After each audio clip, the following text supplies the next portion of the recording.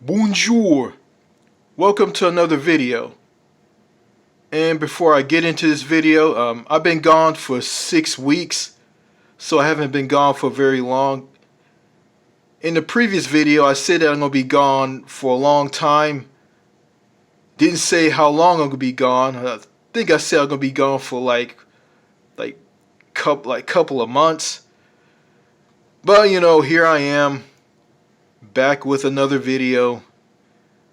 Yeah, I had to take care of some things in my life. I had to get my life in order. I found the problem is, let these trolls get to me, on this channel. So, I'm going to ignore these people and just focus on like something that's important, something that's worth talking about. So I'm going to start that off with this first video. And I'm not going to be cranking videos all the time. I'm going to be cranking videos every once in a while, but not all the time, I can't spend all the time on, well, I can't waste my time making videos on this channel. I'll just make some every once in a while. And because I got a lot of things to do, important things to do. Yeah, I got to deal with life, got to deal with personal life, personal things, getting myself together, pulling myself together. So yeah, enough of that. Let me get into this video. Okay, yeah. Let's see.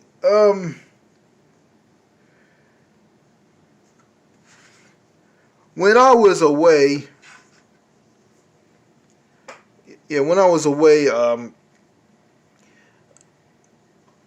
I went into my YouTube account, Google account, and read some comments from videos on this channel, and I got a comment on one of my videos, and this person gave this request to me to make a video that's about Canada. Well, Toronto to be exact. Toronto, Ontario, Canada. And this person says this. I have their comment. Hi, love your channel. Please do more of these videos of Toronto using Google Maps. I agree. This city sucks.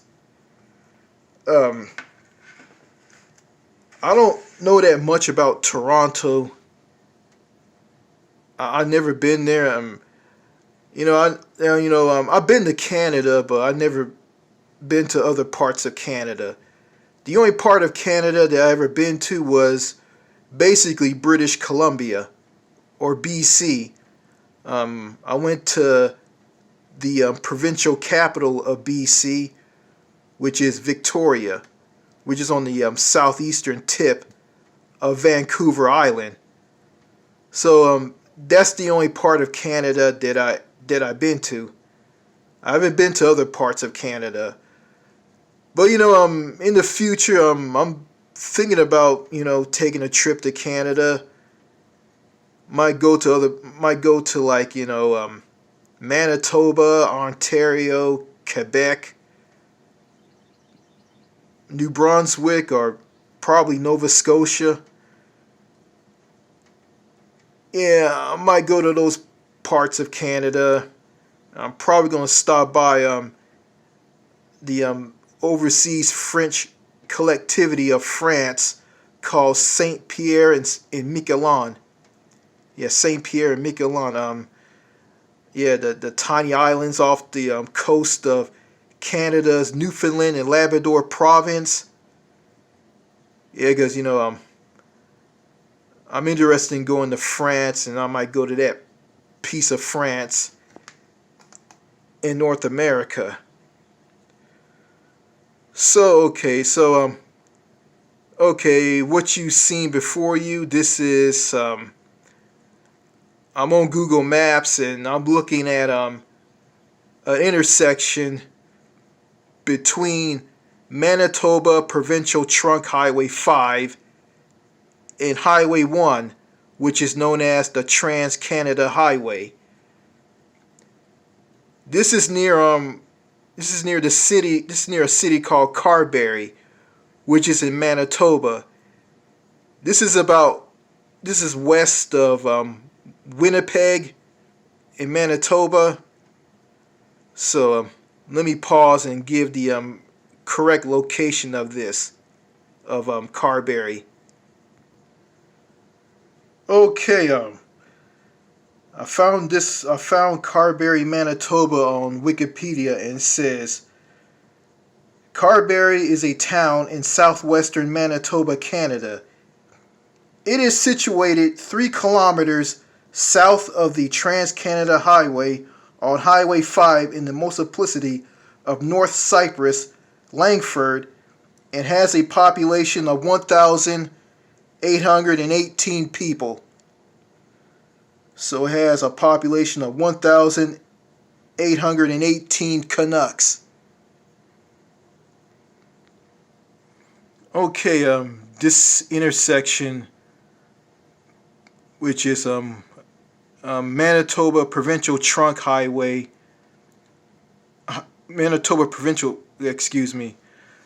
Okay, this intersection, this is between Manitoba Provincial Trunk Highway 5 and Highway 1, the Trans-Canada Highway.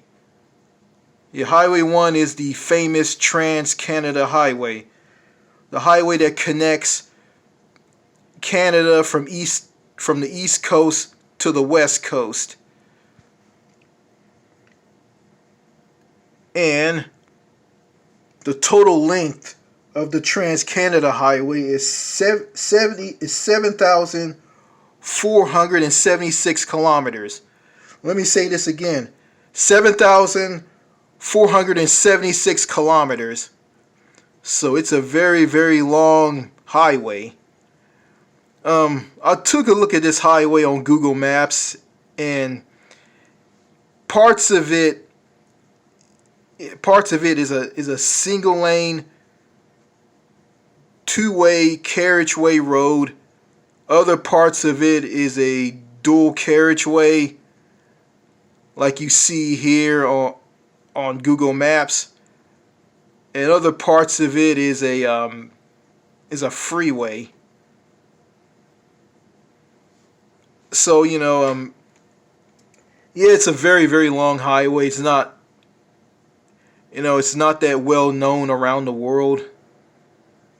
And I heard like some Canadians who drive on it, they cross the border into the U.S. and take one of the interstate highways or interstate routes in the U.S. to bypass a section of the Trans-Canada Highway that's very slow, and they want to bypass a section of Trans-Canada Highway, by bypassing it on one of the interstate routes in the U.S. I'm gonna go into this intersection, which is between Highway 5 and Highway 1, near Carberry, Manitoba. Yeah, I'm gonna go through this, and talk about this because this is the site of the Carberry bus crash that involved a transit bus carrying seniors in a semi.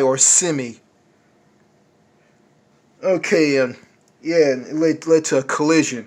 Okay, let me go ahead and read this. I'm on Wikipedia. On my Apple iPad Mini. Okay, I'll go ahead and read this about the Carberry bus crash. Okay, on June the 15th, 2023, or the 15th date of June 2023, a vehicle collision between a Transit bus in a semi-truck occurred on the Trans-Canada Highway in the municipality of North Cypress, Langford, near Carberry, Manitoba, Canada, killing 17 people and injuring 8 others. Okay, the crash. According to the Royal Canadian Mounted Police, or RCMP, a semi-truck collided with a 24-seat Hanset Transit bus operated by Quality Care Transit at the intersection of Manitoba Highway 1, Trans-Canada Highway, and Manitoba Highway 5 near Carberry, Manitoba. The majority of people on the bus were seniors from Dauphin, Manitoba, who were traveling to the Sandhills Casino near Carberry. The people aboard the bus, 19 women and 6 men, were between 58 and 88 years old. The driver was the co-owner of the company. Individual investigations determined that the bus was south on Highway 5 when it crossed into the eastbound lanes on Highway 1. It was struck by a semi-truck. Later review of the semi-truck's dash cam recording indicated that the semi-truck had the right-of-way, which was corroborated by witnesses' accounts. According to the witness, the bus was on fire in the grass on the side of the road, and first responders were trying to get people out. The semi-truck had its front end crumpled and burned. At 11:43 a.m., when RCMP first received reports of a collision, an air ambulance and 12 ambulances were dispatched to the scene. In the aftermath of the crash, the RCMP stated that all available resources in western Manitoba had been deployed, and that has major crime services had taken over the investigation. A stock trauma air rescue service dispatched 2 helicopters, one from Winnipeg and one from Regina. Saskatchewan Air Ambulance dispatched 2 aircrafts with doctors aboard from Saskatoon to Brandon to provide support. The planes transported patients onward to Winnipeg.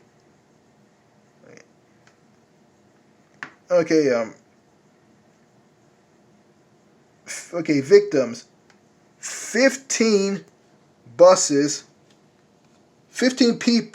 people were killed in the individual moments, and 10 people, including the driver of the bus, were seriously injured and taken to the hospital.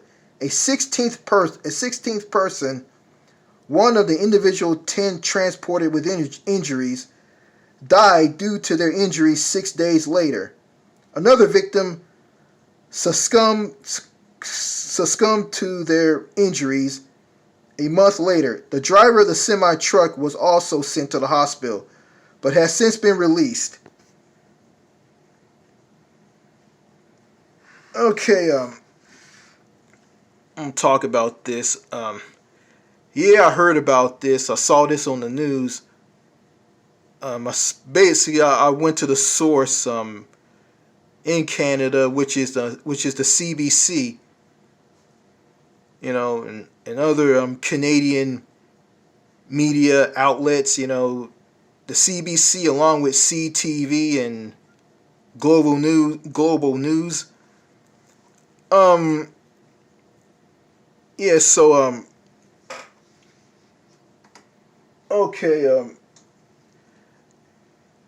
I heard how the accident happened. The driver of the bus carrying the seniors, he stopped at this stop sign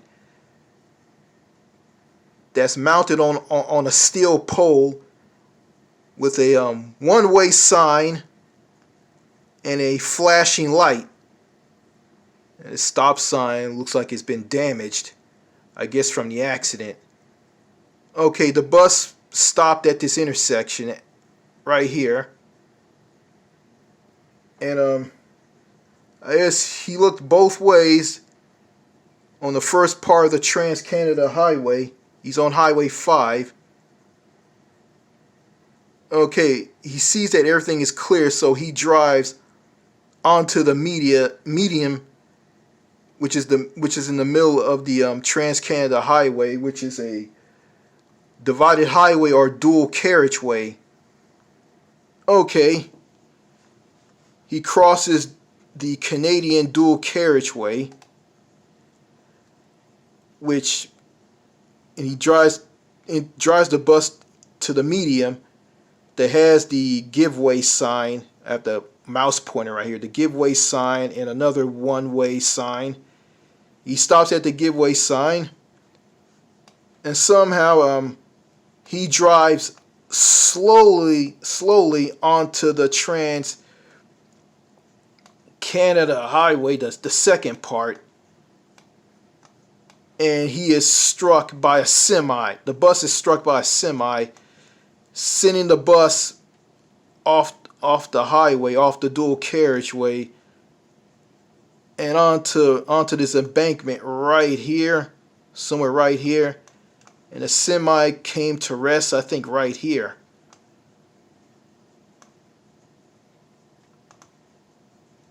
Yeah, I heard the news reports saying that highways in Manitoba are dangerous. Well,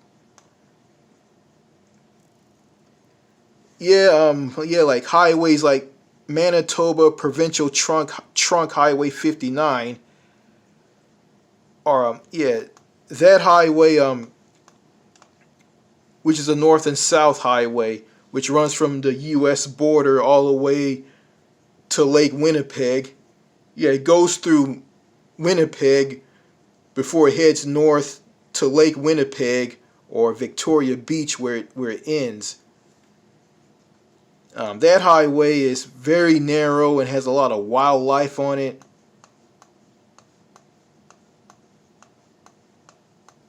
So, big trucks like cross dual carriageways or divided highways in Manitoba. They cross them. These big trucks like cross them because these at-grade crossings are not big enough to accompany semis. So I heard that you got to be on the ball to cross safely on I guess on dual carriageways in Manitoba or in other parts of Canada. So yeah. Yeah, and I heard that people been complaining for years who live in Manitoba. They've been complaining about like highway crossings like these are dangerous. Some Canadians say that some Canadians in Manitoba or Manitobans say that these intersections should be upgraded to like freeway style interchanges. But I'm gonna I don't live in Canada, so I'm gonna say this. That's I heard that like a lot of people are just gonna some people gonna shoot this down and just keep roads like this, intersections on highways like this the way they are. Because basically unlike the U.S., Canada isn't running around building freeways like in the U.S. And this makes sense to me why some people want these intersections like this on divided highways or dual carriageways in places like Manitoba to remain the way they are. Uh, because like I think the transportation department of Manitoba, wherever it's called, um, I think they talked about. I think one of the premiers, one of the people who were premiers of the of Manitoba, talked about you know talk about putting in roundabouts. Actually, there's three options: a freeway style interchange, roundabouts, or traffic lights.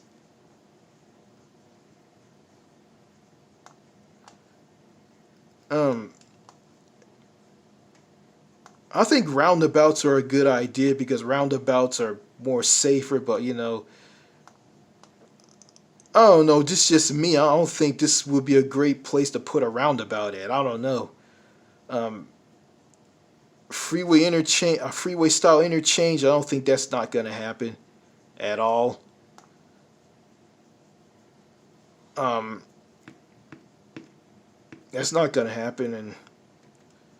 And traffic lights. I heard that if you put up traffic lights, they're not gonna make these intersections safer, and more accidents going to happen. Heard about that on the Canadian media news outlets. So, and also, let's see what I can find here. Yeah, on the intersection improvements, it says here I'm on Wikipedia on my Apple iPad Mini. Okay, intersection improvements. The government of Manitoba announced in January 2024 that $12 million was being set aside to upgrade the intersection at the site of the collisions, which is the crash that happened at this intersection, the Trans Canada Highway, Highway 1 and Highway 5. Okay, a consultant was being hired to investigate whether a roundabout widening the medium or creating a restricted crossing U-turn would be the best option for the intersection, with the project expected to be completed by fall 2026.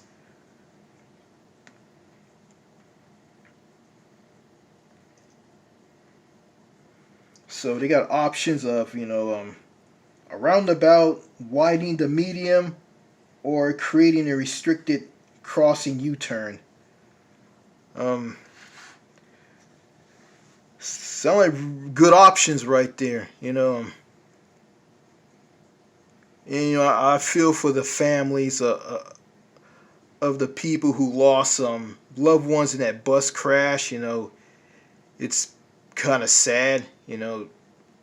Very I mean, this Carberry bus crash that happened on Highway 5 and Highway 1, which is the famous Trans Canada Highway. It's really, really sad, And, I feel for the people, and I know this is old, and I decided to do a video about this. I'm not gonna bash Manitoba or any. I'm not gonna bash Manitoba, but um, you know, it's I have both of my grandparents are dead. I never get, I never get to see them or meet them or talk to them. Yeah, yeah. I talked to both of my grandmothers. I met my grandmothers, but I never met both of my grandfathers. So yeah, So my grandmother, which is on my mother's side of the family, she died back in 2009, and she was born in the year 1919. So she was really really old, and she lived very very long. So it's just sad, and I have second thoughts of traveling to Canada.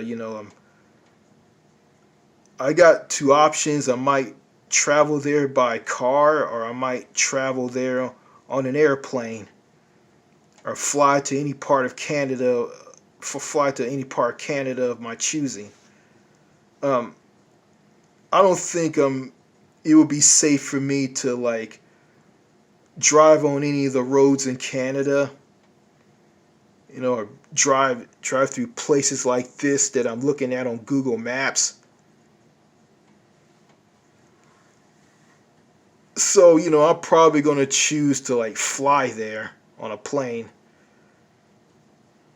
I might have second thoughts of going there on a car, but I might just, I got two options. I'm going to fly to Canada on an airplane or aeroplane, or I might go there by car. Where I live, if I drive there by car, there's gonna be a long, long drive. Like I'm gonna be driving kilometers per kilometers per kilometers. Yeah, where I live. So let me find out how long it will take for me to drive from where I'm living to what part of Canada that I want to go to. Okay, so where I live to Winnipeg, Manitoba, Canada, that will be 2,113 kilometers. So I hope I'm right on that. So that's a pretty long drive. It's a pretty long drive. So I'm gonna be driving for days, or weeks. So yeah. So I heard that I've been doing some research online to see just how dangerous um, highways in Canada are. I'm seeing how dangerous how dangerous some of the highways in Manitoba are. Narrow. They have wildlife, wild animals running across the road. So yeah. Also, I heard about this car theft problem that's happening in Ontario and Quebec. People are getting their cars stolen by car thieves. Okay, my phone ran out of memory, so let me start over again. Okay, as I was saying, I heard about this car theft problem in the two provinces of Canada, Ontario and Quebec, and people's cars are being targeted by car thieves, and car thieves are stealing them. The car thieves are basically stealing crossover vehicles and pickup trucks. That's basically what they're stealing, and that's what I heard. And people's vehicles are showing up or being found by authorities in countries like South Africa and countries in the Middle East. And that's what I heard. I've been watching a lot of Canadian news channels on YouTube. Also, I heard this was just completely stupid. One of the police officers of the OPP, the Ontario Provincial Police, told car owners to make it to keep car thieves from breaking in their homes and ransacking their homes and stealing the key fobs to their cars. One of the officers of the OPP tells the owners of their cars to put their key fobs on a table next to the front door to their homes, so the thieves won't break in and ransack their homes. And when I heard this, like, that's just dumb. Like, you just making it easier for car thieves to steal people's cars. Like, that's stupid right there. So so in Ontario and Quebec, they have a car theft problem, and they do. Like, car thieves are targeting car owners by stealing their cars, in Ontario and Quebec, and shifting their cars overseas, putting their cars on putting the cars that, yeah, the car thieves put the cars in, like, I think in shipping containers on semis, and ship them out of the country to, I guess, put them on the boat, and yeah, after that, yeah, cross the border, put the stolen vehicles on cargo ships and ship them to countries overseas. I guess in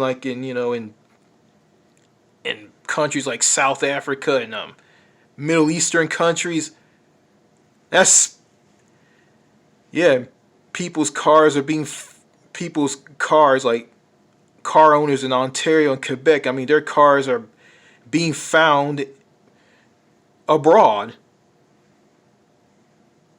Yeah, in places like the Middle East and Southern Africa. It's crazy. So I just I don't drive a crossover vehicle, and I don't drive a pickup truck. So if I do and I drive one of these vehicles, travel to Canada, like go like drive through provinces like Manitoba, Ontario, and Quebec. If I go through Ontario and Quebec, I mean, and stop somewhere, at a motel or hotel for the night, or you know, or stop at a restaurant to go inside to eat. I, I'm thinking that I'm afraid that my car will be stolen, and I'm just passing through. So yeah, if I drive a car that the car thieves are not gonna target, I mean, they're not gonna target my car. So I'm not gonna tell all of you what kind of car I drive, but I think it'll be something that the car thieves in Ontario and Quebec won't be interested in.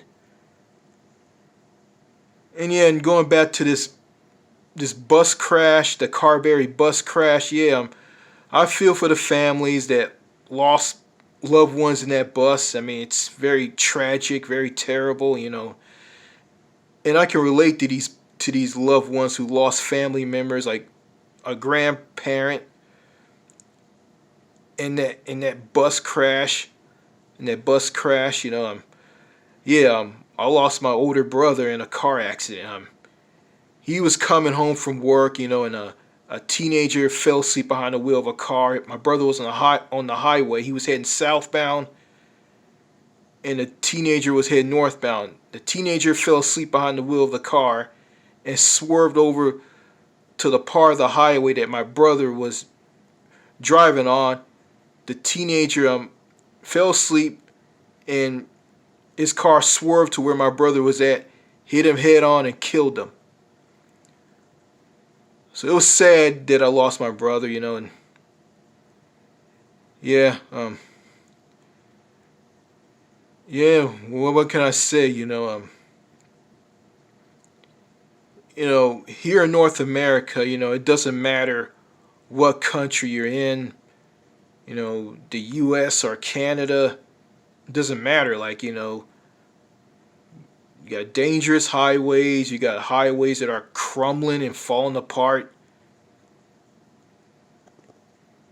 You know, and in Canada, you got Canadians complaining about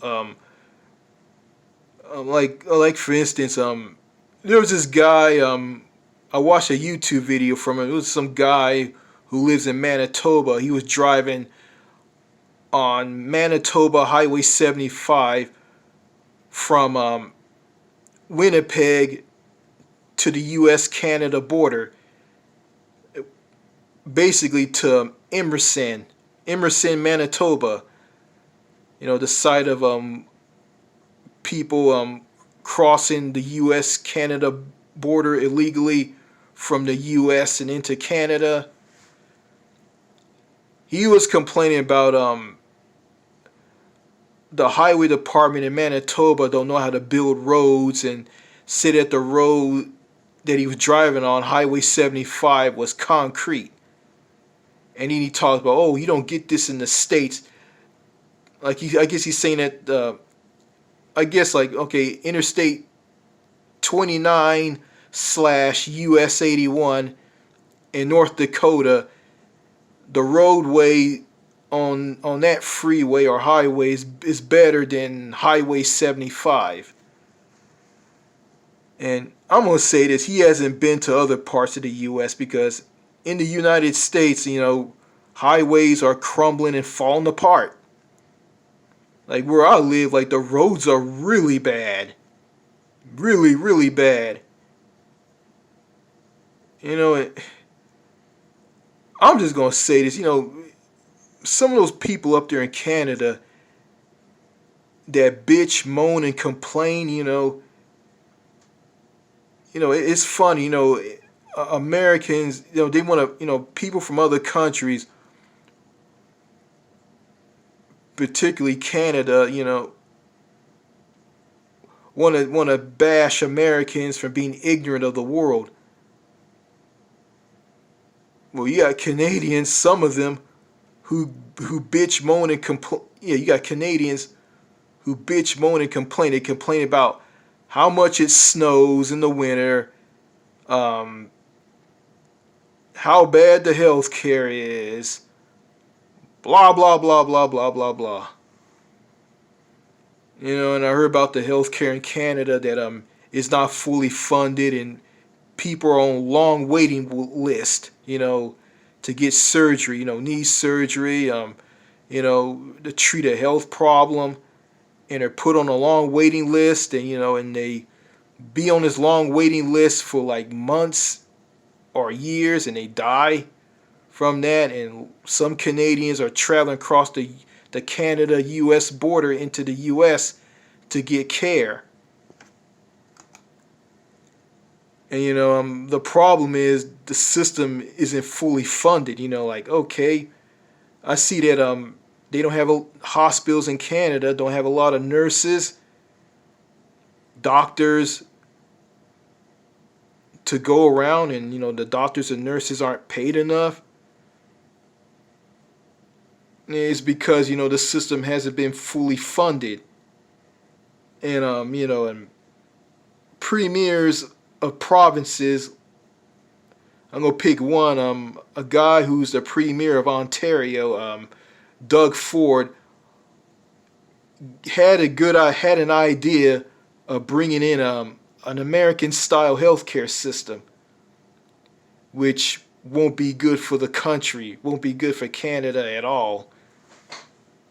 So I don't think Canadians should take up the U.S. healthcare system model, because healthcare in America is really, really bad.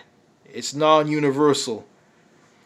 I think I heard that like someone from Canada went to countries in Europe to get inspiration on how to improve the healthcare system in Canada.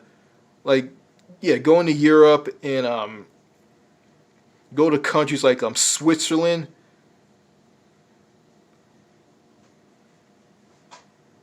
Yeah, countries like Sweden. yeah, to look for inspiration and ideas, and that would be good. I mean, going to the U.S. for ideas on improving the healthcare system in Canada isn't a good idea. So I'm going to get off of that.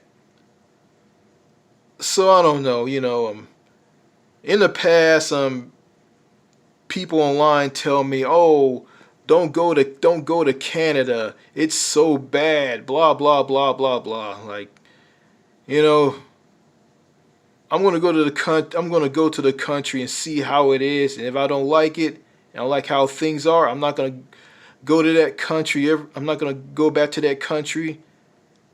Yeah, I'm not gonna go there ever again. You know, it is what it is. And I have no interest in living in Canada at all. Just like I have no interest in living in the United States. So so that's all I gotta say in this video, and yeah, you know, yeah, these highways in places like Manitoba in Canada, I look at them, I just see just how dangerous it is. And and this is my um idea on this Carberry bus crash. I think the driver of that bus wasn't paying attention to what he was doing. Because when I drive on a dual carriageway or divided highway, when I get to the medium, I look both ways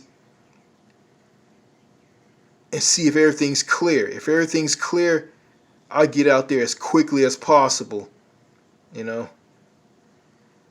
But I guess that's non-existent in Canada. So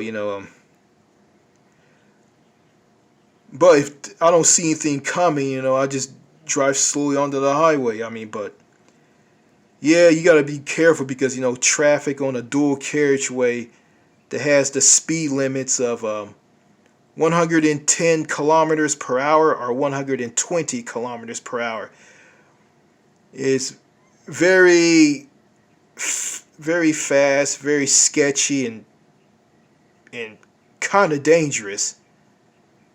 And one Canadian said this, very, very difficult. So that's all I gotta say in this video. Cheers and au revoir. Thank you. Merci beaucoup. Bye.